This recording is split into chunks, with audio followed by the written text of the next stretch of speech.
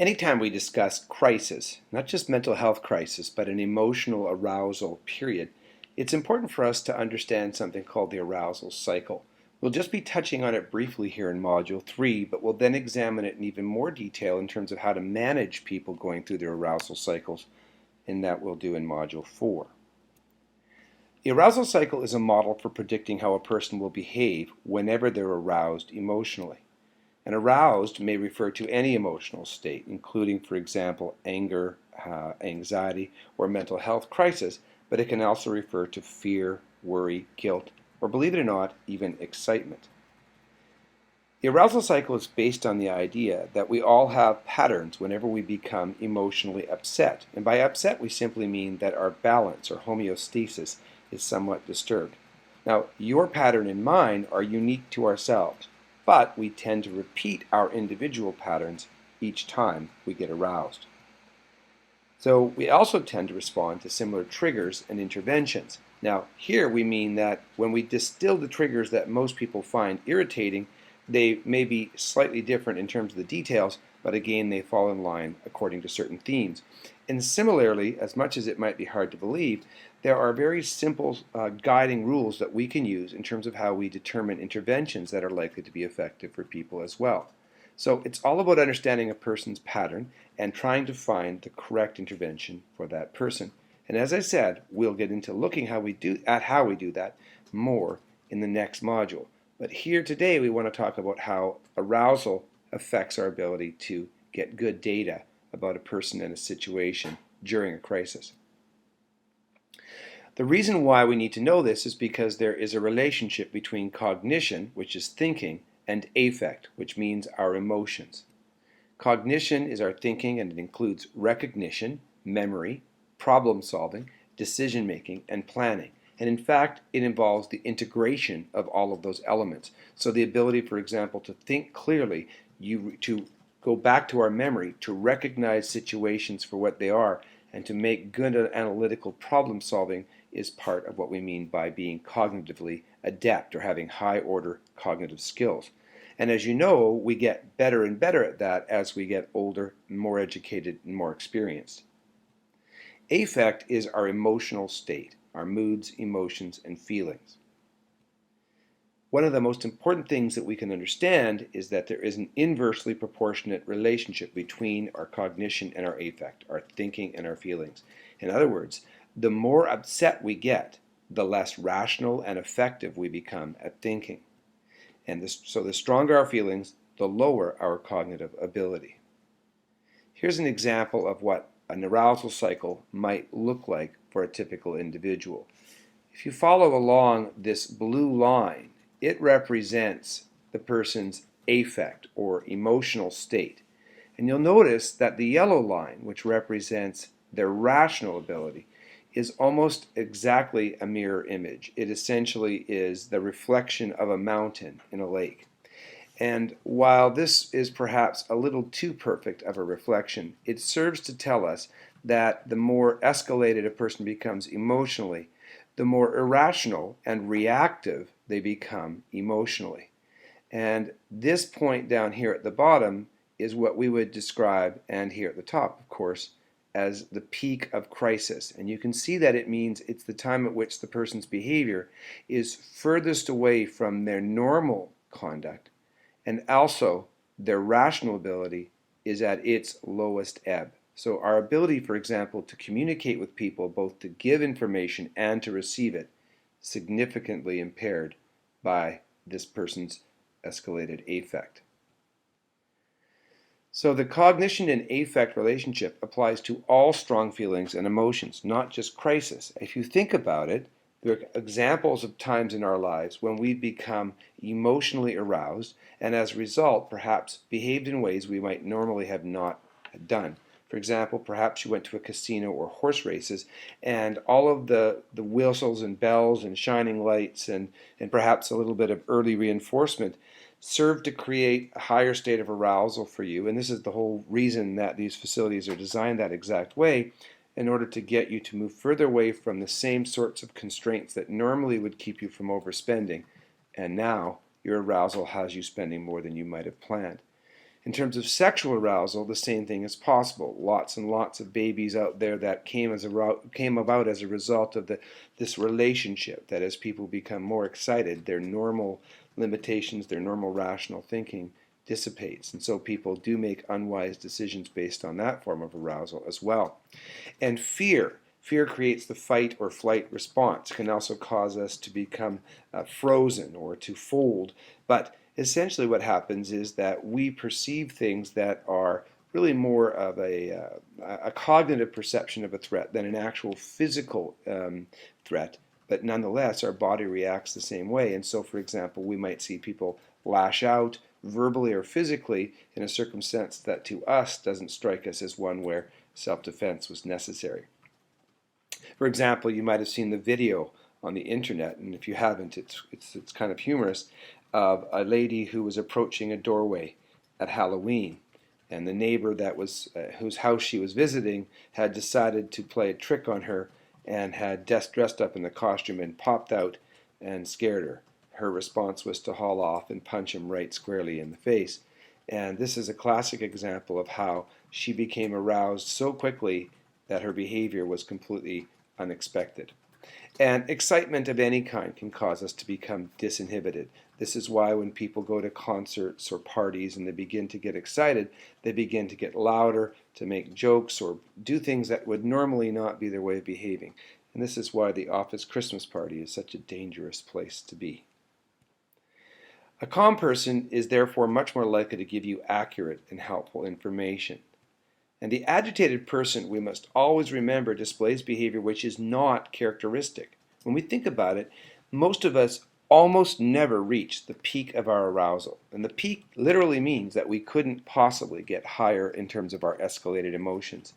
Some people who we might describe as having either low inhibitions or quick tempers, may get into their cycle quite quickly. It may occur in their life far more frequently, perhaps even so much as once a day. But even if that happens, typically people are in that stage for such a short period of time that it doesn't represent the way they are through most of that 24-hour period. And so if we base our view of that entire individual's behavior on what sorts of things they do at the peak of their crisis behaviors, then we're probably not getting an accurate view. So we have ourselves a bit of a paradox, because we cannot tell a lot by watching that person at their peak level, but at the same time it can be difficult to gather information. We also have to think of something called the stage 5 paradox. And I'm going to go back in a moment, a few slides, to show you this. But first let me describe it. Even a psychotic or delirious person can generally not sustain a high level of arousal for a lengthy period of time unless they're re-aroused. And we're going to talk about that re-arousal in a moment. But we must understand that it is extraordinarily draining on a person to go through their highest level of arousal. It is very demanding of our physical systems because we become highly adrenalized. Our heart rate and respiration rate go up, as does our blood pressure. And we stop thinking about other functions such as consuming food. And so we really become in that mode where we are trying to use energy only for a short burst. If we had to endure that stress for a sustained period of time, we would probably exhaust ourselves. So the body is constantly fighting, even though it's at its peak of arousal, to try and bring itself back down to homeostasis, or back down to its neutral place. And the only time that a person is likely to continuously stay at their highest level is if we keep on stimulating them.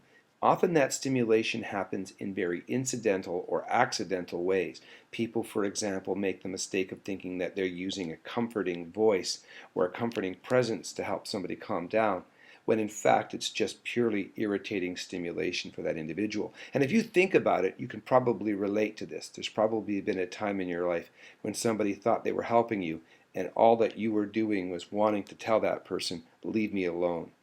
So re-arousal places a very high physical demand on the body and brain of the consumer, and we want as much as we can to let that person calm down of their own accord.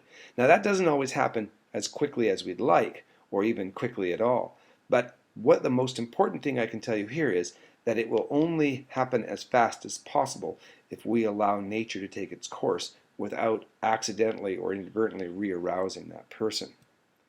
By the time medical help gets to that individual, often the stage 3 person has achieved stage 5. And stage 5 is the state where a person is quite a bit more depressed. So let's go back and take a look at stage 5 for just a moment.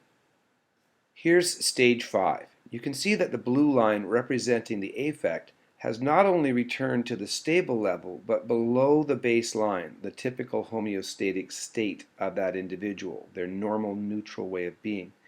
And the yellow line, their thinking, is actually above the normal homeostasis. The reason? People are physically and emotionally exhausted normally after a higher state of arousal. Now, if we help a person to calm down here, it stands to reason that the rebound effect is slighter and they're not as likely to have this dramatic low. But when a person is at this really high level and then comes down, they typically spend some time in this depressed state. And they tend to be very focused on the behavioral episode that just went past. And so they actually are often at some of the best behavior we could possibly imagine. So let's go back and take a look at that paradox I was describing. So as we said, by the time medical help has been found, the stage 3 person has often achieved stage 5. The stage 5 person will appear to that individual, to the BC ambulance, or to the physician in the emergency ward, or the triage personnel, that they are physically depressed and physiologically depressed as opposed to being agitated. The person will often speak in a way that demonstrates mindfulness and remorse about their behavior. So to the medical professional, the paradox is that this person will often appear not to be a harm to themselves or others. But we must always remember that just like the fact that stage 3, or the heightened state, was very transient, so it's stage 5. And so it pays for us, if we're people who work in that type of receiving capacity, to A, listen to the information that those who have been there previously pass on to us, because it is quite possible for a person to be easily re-escalated, and B, to give it a little bit of time and not make a snap assessment. I think one of the most essential things I can say about assessing people effectively is to do it on a number of different occasions. Check on a person, not just once, but 2, 3, 4 times, and make sure that we are watching for trending, because people often will escalate gradually at first and then rapidly start to accelerate into arousal after a while. When we're collecting that data, we need to think about where we can collect it. We can't always get it from the individual, although that should be our first attempt. So the subject is one source. We may also get it from family and friends. And we may also get it from people who were casual observers of what was going on in terms of the behavioral crisis. We should not discount our direct observation, and we're going to talk about how we want to make sure that we are objective and literal recorders of what we see, rather than interpreters of what we see. The first 3 of these sources will deliver information as subjective information. In other words, their opinions or perceptions will filter everything that they say, and they are not likely to be trained to give you information in a way that is purely objective, that is purely factual, that is quantitative, or that is qualitatively reliable. It doesn't mean that we shouldn't take that information. We absolutely should. But the way that information is communicated to us will be as important for us to note as what is reported. And so we call that behavioral report, that self-report, behavioral data. It is in and of itself a type of behavior we want to monitor. And we have to complement our assessment through our direct observation. So we must stay calm ourselves so that we become as objective as possible and remain unbiased. Try not to draw conclusions too soon, because we're going to talk later about some of the cognitive biases that can color our way of assessing situations. And it's really important for us to understand that we get a different result if we start off with a theory and then look to prove it or disprove it, than if we stay with our minds as much as possible open and then gather information from all of our data sources before we draw conclusions. And if you're working in a team or partnership, it's really useful to have both or all members of that team doing the same thing and then conferring afterwards. So collecting data and recording data before we interpret it is a rigorous process that can be difficult to do, but makes a huge difference in terms of not only how reliable the information is that we take down, but later on how effectively we communicate it to other professionals, for example, at the hospital. So observe and record in a rationally detached and objective manner. So rationally detached means we try to be as logical and unemotional as possible. Record what you saw, heard, and otherwise observed with your senses without using characterizations. For example, talking about things in terms of what one does instead of the way a person was being. So our data collection must always be objective, as we said. Don't pre-assess. Differentiate between your thoughts and the thoughts expressed by others, by your feelings and the feelings expressed by others, and things that are clearly factual. As we said, be concrete. Describe what people do, not how they're being. So think of the 50s groups, the do-be groups, and try to be a do, not a be. One of the things that's interesting is that you're likely writing about bees if you're using adjectives and adverbs. And I know that there are probably some English teachers out there that are going to cringe when I say this, but this is not like writing a creative exercise or even an essay. It's really just about taking simple objective data. And so if we're using adjectives, we're probably interpreting the data instead of simply recording it. Instead, if you, for example, want to describe the intensity of something, describe it in a numerative way, in a quantitative way. For example, instead of saying somebody hit themselves repeatedly, say they hit themselves 3 times. Or instead of saying that somebody was loud, you might say somebody expressed something so that loud enough that it could be heard from your vehicle before you even got out. So try and do things as much as possible in this quantified or measured way. When you're quantifying, we want to focus on the frequency, how often did the behavior happen, duration, how long did the behavior happen, intensity, how intensely or loudly or hard did the behavior happen, and apparently I was very happy about duration because I put it in twice. Think about writing down the time. So it's sometimes difficult to write down how long a behavior happened because unless you purposely intend to record its length, it can be very difficult. So instead you're better off to record the onset. When did it start? And later on, when did it end? And that's how you'll find out its duration.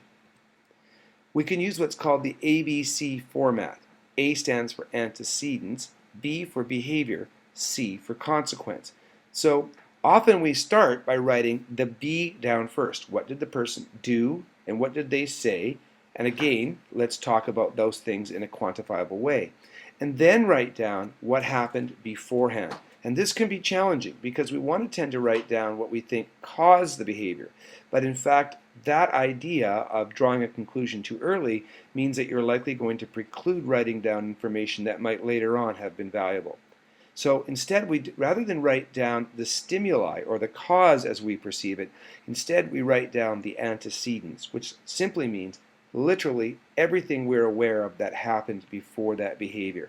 And sometimes the things that happened immediately before, and sometimes we're aware of events that could have precipitated the behavior that happened hours, days, or even weeks before. And we can gather that information from the person, from their family, or from observers. And then the C is the consequences. And here we're describing how the persons around or how the world around that individual responded. For example, did a security guard kick somebody out of the store at this point? Or did a family member try to intervene with the individual? If you really want to get sophisticated, there is another letter that we sometimes add after the C, and that's R for result. And now we're describing how the individual responded to the consequences of others. And that's important information because we don't want to make the same mistakes that others have made, and we do want to repeat things that we see others are being effective with. If you cannot do the ABC format, that's fine. It's just important that we record more than the behavior. Try to record what happened before and what happened after. So as we said earlier, accept self and family reports as what we call behavioral data. How that information is communicated to you is as important as what is said. So try to record how the person said it, using their language, even if it's sometimes colorful language. If, for example, a person keeps repeating the same expression over and over again, that can be telling to a clinician later on. So try to get data written down in the format that's above. By the way, a sidebar here. One thing that I sometimes find is useful when I'm dealing with people who are really defensive and worried that you're not going to get their side of things is to give them a pad of paper and a pen and a quiet place to write it down. Not only are you likely to get the most objective presentation of the data because the person is putting it down in their own writing and their own words, but you're also likely to get that person off where they're calming themselves down and ventilating what's going on. And lastly, you're communicating in a very concrete way to that person that you're going to hear what they have to say, and their words will be presented directly to you and to the later on to other clinicians without any interpretation whatsoever. All of that is good stuff in helping to maintain that circumstance. Now, if the people you're supporting are able to manage it, and there's only one way to find this out, and that's by trying, you should begin by asking what we call open-ended questions. Open-ended questions are questions with unlimited possible responses. We don't want to ask questions that only offer 2 or 3 responses because this can have the effect of either leading the individual, in other words, they only say what we have given them to talk about, or fishing. In other words, we're now shooting in the dark to try and find what their thoughts, feelings, and behaviors are, and if we're wrong, we're probably going to lead the person to be frustrated. So we're better off to ask questions such as, tell me your version of what happened, or how are you doing, or what happened here. And oftentimes those aren't questions as much as they're literally statements. Tell me about what happened, or start here and tell me what happened next. Now, there will be times when people that you're working with show you that they cannot manage open-ended questions. Research shows that for some people, that amount of information or that unfettered sort of question can actually be stressful. So if that's happening and you can see the person's getting further escalated, that's when you want to do one of 2 or both things. 1, give the person an opportunity to take a break and ask them to think, give them processing time without you standing there giving them eye contact and physical presence. And again, here's where the yellow legal pad and a pen can be useful. Or 2, move toward closed-ended questions. Ask particularly those questions that get you the information that you most need right now. For example, what are you feeling like doing in this circumstance? Do you feel like you're going to hurt yourself? Do you have drugs on you right now? Have you used a drug? So those kinds of questions are acceptable if it's not being successful to ask open-ended questions. Open-ended questions, generally speaking, are the first approach because you're going to get a more honest answer and an answer that reflects exactly what the person is thinking and feeling. Here's an exercise for you. Using your journal, observe the behavior of the instructor in the attached video and try to record it according to the guidelines from the previous slide. What challenges did you experience as you did the video? Why might these matter and how might you overcome them? We'll discuss some ways to do that in the next section.